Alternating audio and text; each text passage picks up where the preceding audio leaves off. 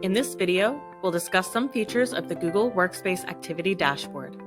The Activity Dashboard is where you can see who has viewed or shared your document. If you've used the Activity Dashboard in the past, you'll notice it's moved. Before, it was located in the top right of a Google Doc, Sheet, or Slides presentation.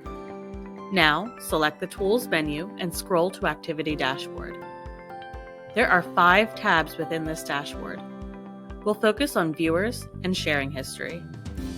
The Viewers tab has 2 sections.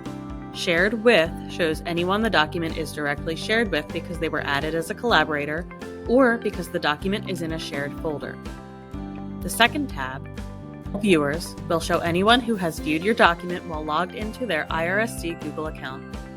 It will also list the date the document was viewed. The tab that says Sharing History shows the document's sharing settings and any changes that have been made. The sharing settings for this document, for example, haven't changed. I directly shared with 3 people and made them editors on February 3rd.